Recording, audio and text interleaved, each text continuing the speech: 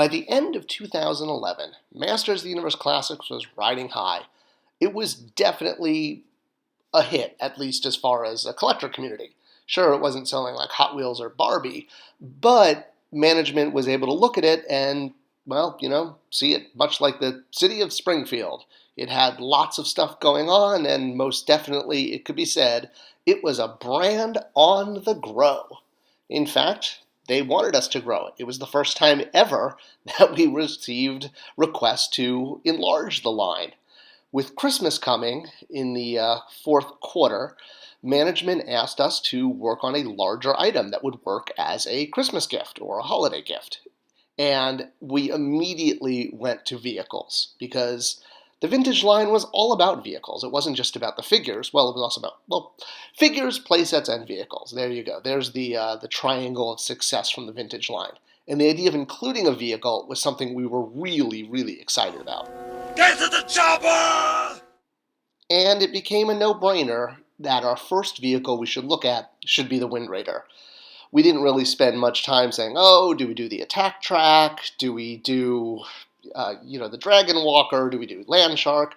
Wind Raider is kind of that first vehicle that most Masters of the Universe lines find a way to include in their initial release. It's iconic. It was used on the show. It's got bright, bold colors. It stands out well. It can be used by good guys and bad guys. In fact, in the vintage line, it was even promoted like this. And, it's a giant flying boat with an anchor missile. I mean, come on. It's just, it's one of those things that you can't not do it. I mean, it's been incorporated in any number of ways into licensed product over the years. It's not just been a toy. It's been used on t-shirts. It's been a giant inflatable that was completely off model and looked more like an airplane. In fact, I think it was just a decoed airplane. And it was featured prominently in the 1980s entertainment. It was kind of He-Man's go-to vehicle when Battle Cat was not enough and he had to take to the skies because he had to get someplace maybe a little farther. It was also used a lot in the early comics as well as the early mini-comics because, it was an original release, or rather it was an initial release in the 82 line. So essentially anything that was there from the very beginning was featured heavily in the mini-comics because that was the instructions given to Don Glut, was to include everything, include all the SKUs, include Battle Cat, include the Sky Sled, include the Battle Ram, include the Wind Raider, because these were the non-figural items included in the 82 line along with Castle Grayskull. So it was important to feature them in the mini-comics and all of the catalogs and any promotional material. And like I noted, it was a vehicle originally intended to be both a good guy vehicle and a bad guy vehicle, kind of like how the Sky Sleds wound up fulfilling that need. So because of this, the Wind Raider went on to really become the iconic Masters of the Universe go-to flying boat thingy. It was redesigned for the 2000X show and was used in a very small number of episodes, but there was a toy plan for it. In fact, it was actually even sculpted up, but it never saw release, unfortunately. It would have been really cool, and it's kind of a shame we never got to play with a 2000X version. But it's so iconic that, you couldn't have a He-Man version of the franchise without it.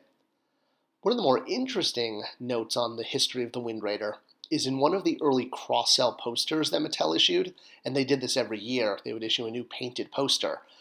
Is you can see the Wind Raider flying in the background, but the guy driving it with the blue helmet and the blue arms and the red symbol on his chest was not a figure in the line or even anything remotely looking like a figure in a line. And this led fans for years to be like, who is that guy? Who is that Wind Raider pilot in the poster? In fact, fans very early on in the Classics line started making customs of what this figure could look like, giving him various names and sort of various looks based on that very small image. Arrow was one name that they gave him. Another popular name was Sky High, and when we actually did release this figure in Classics, that was the name we went with. It tended to be the most popular one with fans, and we kind of let fans name this character. So he became the official pilot for the Wind Raider, even though he came packed with the Sky Sled, since we obviously already did a Wind Raider. but the Horseman had to essentially imagine what the rest of his body might look like based on the fact that you only saw his head and his upper torso flying the Wind Raider. Okay, well, enough about Sky High. He'll get a video of his own eventually. Let's go back to the MOTU Classics Wind Raider, our very first vehicle that was ready to soar to the sky and into collectors' hands.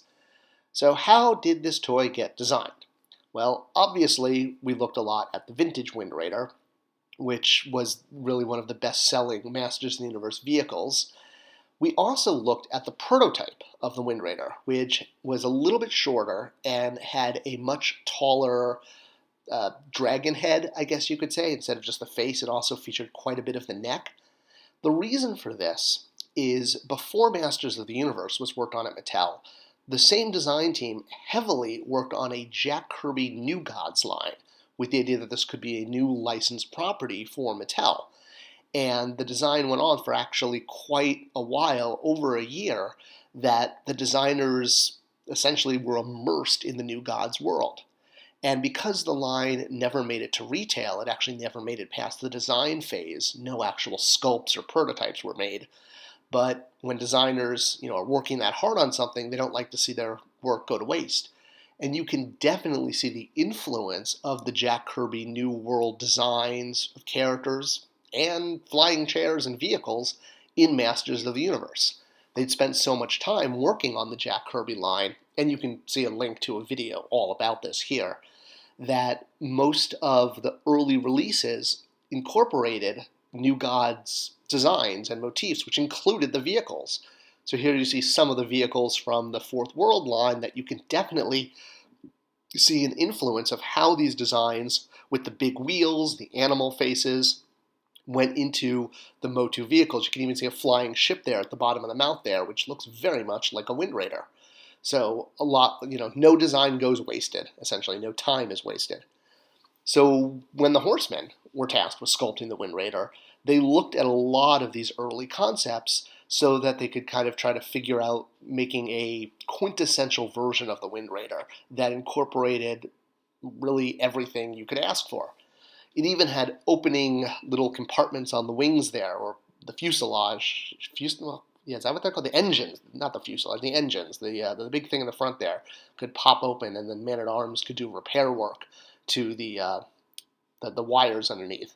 And it had a plug in the bottom that it came with a flying stand, so you could display it in flying position. And the stand even rotated up and down, left and right, but not backwards through time. So it was a great way to have it sort of above all of your figures on your shelf. And you can definitely see the influence from the vintage toy there, as well as some of the prototype toy as well. All of the details that were stickers in the vintage toy became sculpted details. But another big influence for the Horseman sculpt was the packaging art. The packaging art showed a much fiercer looking skull on the front, and the wings were longer. And this was really what the Horseman wanted to do, was bring the packaging art to life. Because when you bought this, you kind of hoped that that's what the toy was going to look like inside. And it wasn't quite like that, sort of like Merman. So the final version in Classics was definitely heavily influenced by the packaging art. It really does look like the packaging art just come alive. And again, all of those stickers being sculpted detail. Another interesting note about the Wind Raider is we kind of had an unofficial rule in MOTU Classics that we weren't going to do action features. And this wasn't a ban on features, it was a ban on having to sculpt or rather tool up any kind of mechanism, like Cyclone spinning. Of course, Triclops' headgear was going to rotate manually, but we couldn't afford to do things like an internal mechanism to get Cyclone to spin or the battle armor to rotate on Battle Armor He-Man and Skeletor.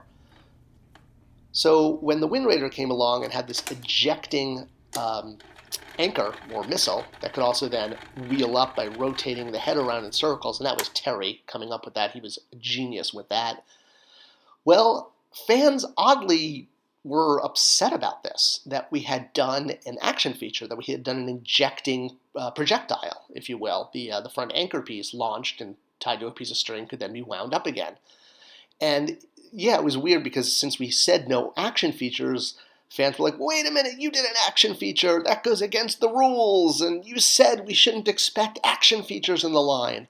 Well, yes, with the basic figures it had to share parts, but the Wind Raider was a fully tooled item no matter what, and doing a mechanism inside wasn't going to be that much more expensive than not doing a mechanism.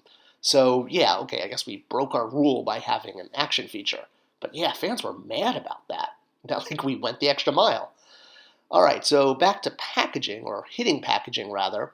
Obviously, a new structure was needed, and we looked a lot at the way the vintage vehicles were packaged and marketed, since this was our first vehicle, and we debated for a while whether we should have that extra fifth flap coming up the top. But at the end, we decided not to, since we had to ship these in the mail and not sell them on retail, and that fifth flap was going to get kind of crushed in the box.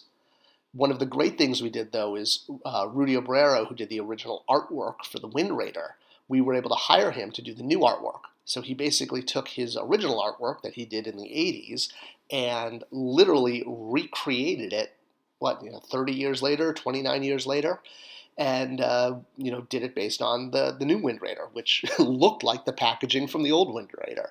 So it really comes full circle. Plus, he added some extra little details, like the Rotons flying there in the background. The Roton was not around when the Wind Raider was released, so you couldn't have had Rotons chasing it through the air like that. So it was pretty cool. It was great to have the same artist working on the Wind Raider once again and doing updated art for it. And it's kind of what Classics is all about. We also had him do a sort of black and white blueprints for the back. And I actually wrote all the little call-outs there, all the different things that's called, the different parts of it, and that was a real thrill to get to do. A final little anecdote on the Wind Raider was the delivery of it. So because this was a new item and it was fully tooled and it was much more complicated and larger than a figure, well, the vendor wasn't able to deliver our full inventory for day of sale. In fact, they only delivered a tiny amount, like a drop in the bucket, if you will. And because we only had a tiny amount for sale on day of, it sold out.